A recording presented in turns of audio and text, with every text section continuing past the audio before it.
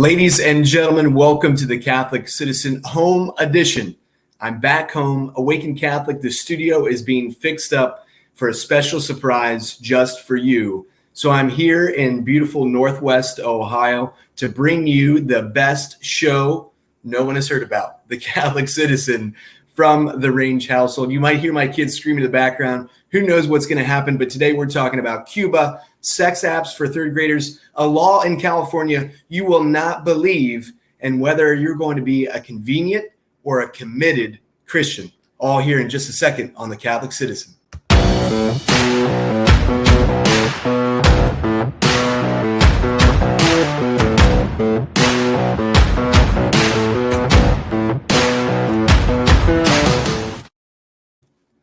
All right, folks, well, welcome back to the Catholic Citizen. Always tremendous to have you here with us week in and week out as we cover the Catholic perspective on today's news. And so before we jump into the show, where we got plenty of great topics to cover, I want to make sure that you guys know about Casa Bea Cleaning.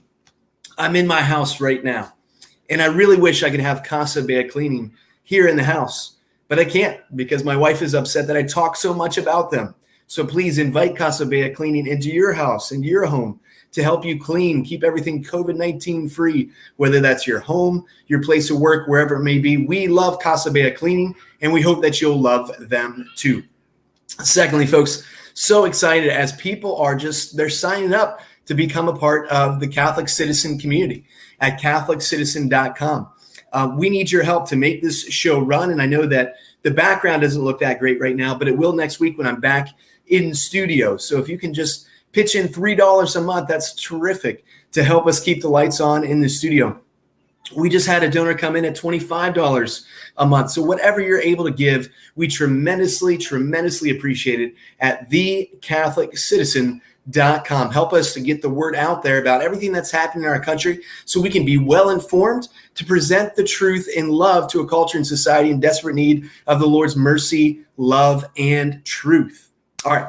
Now, speaking of truth, let's go ahead and get to today's show. Let me see if I can read the comments and everything like that. Oh, Nick and Alina are on. Thanks for watching, Nick. Looks like you guys are on vacation. The show must go on. All right, here we go. Number one, our military readiness. I don't know if you saw this. It kind of snuck under the news because of everything else going on this week. But there was really a bombshell report coming out from our Navy. And it was a survey of all the individuals that they could get their hands of former Navy officers and current ones. And basically what the report has said is our military is not ready for battle. It's not ready for war. And why? Because we're spending so much time on diversity training. You had one colonel actually said it's criminal. They think my only value is as a black woman. But you cut our ship open with a missile and we all bleed the same color, the lieutenant continued. Friends, the way you keep the peace is if you have a military that is ready for war. Now, as Catholics, we join with John Paul II, St. John Paul, who said war is a defeat for humanity. So it's not that we wish it in any way, shape, or form, but we invite war upon ourselves and around the globe if we're not ready for battle. It's a deterrent from other countries trying to take advantage of a weak military. And if we continue with this diversity training, rather than focusing on defense, that's exactly what's going to come to our doorstep. All right, second story. What's happening over there in Cuba? Someone asked me, what's going on in Cuba? I'm like, it's pretty simple. It's just freedom. They want freedom, folks. But you go to the White House press secretary, Jen Psaki, who said that this is about the Cuban people rising up because of economic mismanagement. So nothing to do with communism, but because maybe just they didn't, manage their economy as socialists very well. This is the same Jen Psaki, by the way, who admitted yesterday that the administration is working with Facebook, by the way, to flag posts which are hesitant about the COVID-19 vaccine. So our administration is telling a private company, hey, delete that person, would you? They're just saying things we don't like. Could anything go wrong with that if a government is doing that with private industry? What do you think? Anyway, this isn't about economic mismanagement in Cuba. The communists, it's a failure of communism, plain and simple. Cubans stand for hours in line to buy basic goods such as bread or chicken. For hours. Can you imagine going to the grocery store and having to sit there for a couple hours for a loaf of bread? Because that's what they have to do in Cuba. or even take a bus. Recently, the island has been plagued by long, intermittent electricity delays. So the people have risen up 40 cities around the country. And you know what the Cuban government does?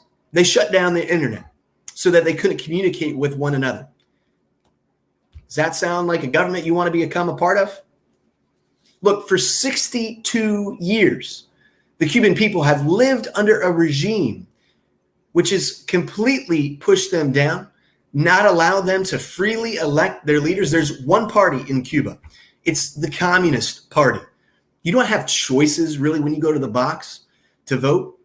You vote for this communist or that communist. That's all you got. Imagine just for a second living in a country with only one political party. Give the Cuban people what they want, whatever human people desires. Freedom. Give them freedom. All right, next story, number 3. Sex apps for third graders. I'm not kidding. Again, some people, watch last week's show and they might think, oh gosh, this guy is this isolated incidences of individuals who are trying to say that there is an agenda coming for our children. Well, whether it's pornography being shown to kids in New York, condoms for 5th graders in Chicago, or this week it being revealed that in a Wisconsin school district, that there is a slew of sexually explicit books via their school-provided computers available for students in their school. The books include This Book is Gay, which offers a play-by-play of how to use Grindr and other sex apps. Or you can choose the book, quote, Queer, end quote, which parents dubbed sexually explicit because it provides students with an in-depth analysis of anal sex, oral sex, one-night stands, vaginal sex with dildos, all available to their kids in the Wisconsin school system. This book also discusses the relationship between God and the LGBT community. So it's not enough to show kids, hey, this is how you have sex and oral sex, all those things. But they want to make sure that you know that there are religious bigots out there, like you and me, who happen to believe that our bodies are made in such a way that they have an end, a purpose in mind. And not that we're called to be mean or hate anybody else because of their sexuality. We're just living what is the God-given reality that we have. But they want to make sure that you understand how bigoted those individuals are. And so they write in the book, quote, somehow God always comes into the picture when queer people come out, the authors claim in Queer. And then they go on to describe 3 different types of religious people, including the God hates fags people, the God can help you people. Folks, they're coming for your children. And it's not about hating on anybody.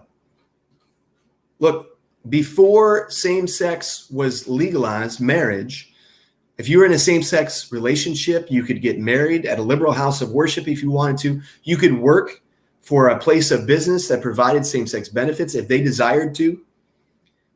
This wasn't about achieving some types of rights. It was trying to transform an entire culture and society where now they're shutting down foster care and adoption agencies. If you happen to believe that a child deserves both a mother and a father, they're going after businesses, bakers and florists and photographers if you're not participating in same-sex weddings. This is much more about just allowing 2 people to love each other. And we're seeing evidence of it in even the books that are being presented to our children. All right, next story. Why is this happening? It's all part of a larger worldview.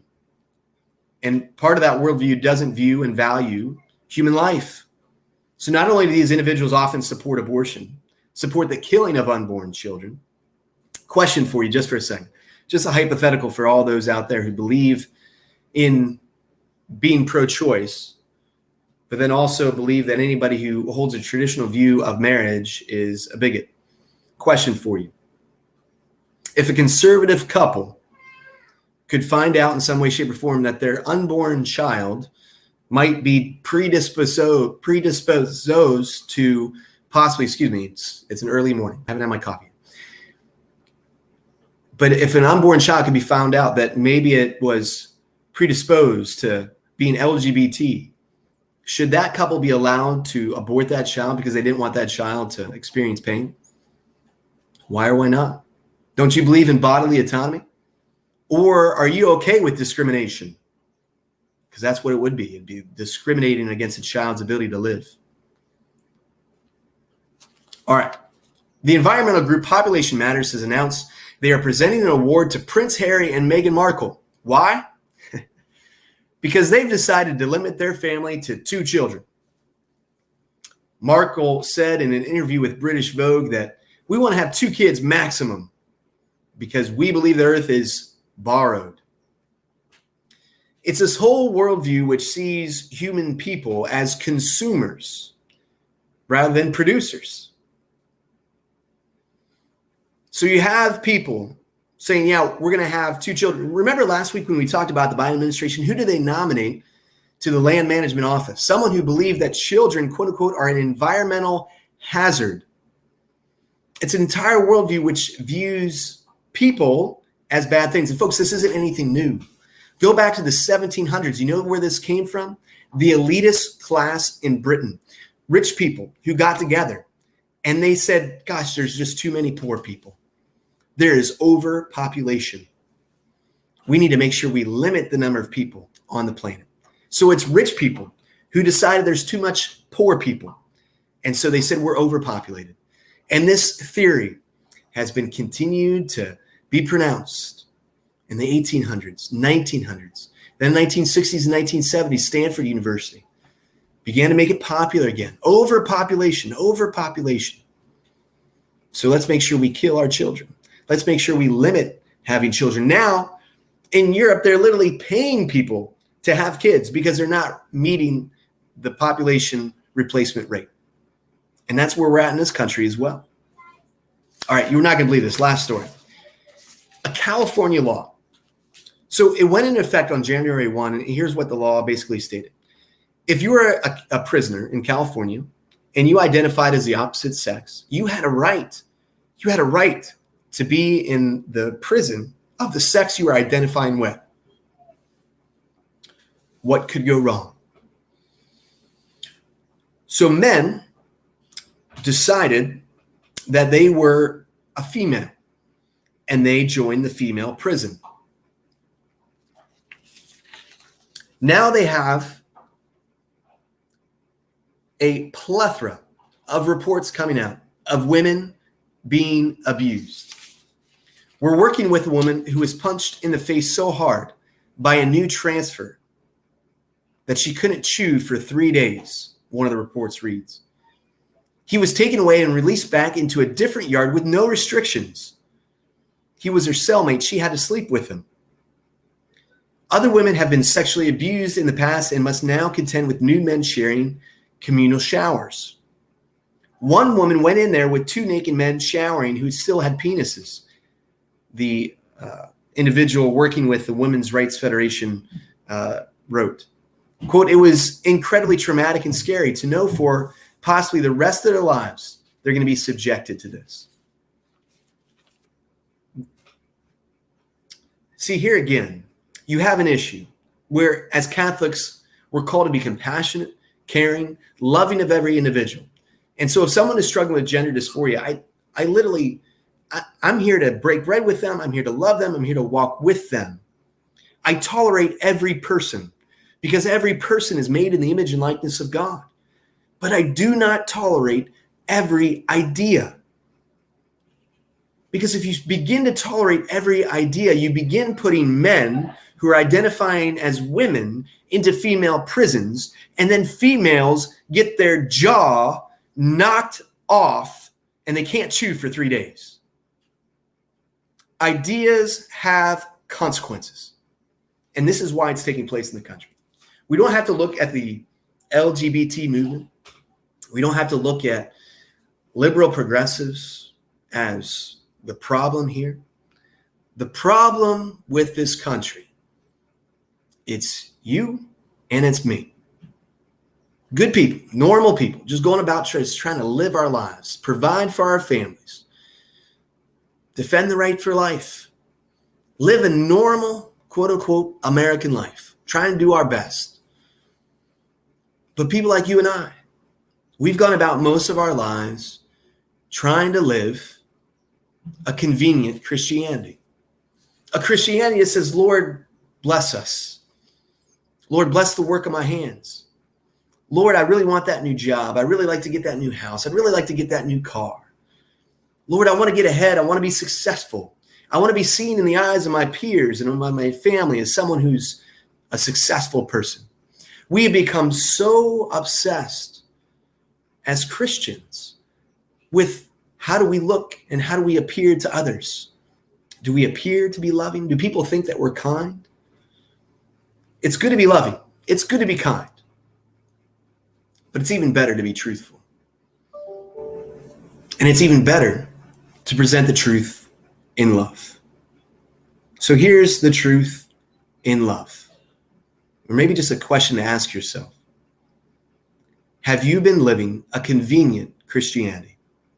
That when you get into these situations with family members or friends and these very difficult subjects come up, do you kind of just go along to get along? Don't want to cause a ruckus? Maybe your place of work and they have a diversity training comes up and critical race theory is coming down the pike. Are you more concerned about, I got to keep my job, rather than just asking some questions to see if we can find the truth? And I get it. I 100% get it. We have family to provide for. But do we not believe that the Lord will provide for us even if we lose our job? Even if someone like last night at our pro-life movie was taking pictures of my license plate. For what reason? I don't know. Calling me all sorts of names. But do I care more about ultimately my safety, my life? And we've seen this play out in the COVID vaccine as well, guys, as well. We care more about our physical safety than we do about our spiritual eternity. Let me say that again. We care more about our physical safety, our worldly success, than we do about eternal salvation. So what's it going to be, folks? This week on The Catholic Citizen, let me just challenge you. Are you going to be a convenient Christian or a committed one? I pray we all can be committed moving forward. We'll see you next week. Please visit thecatholiccitizen.com. Help me get back in studio. I need better lights. All right, take care, everybody.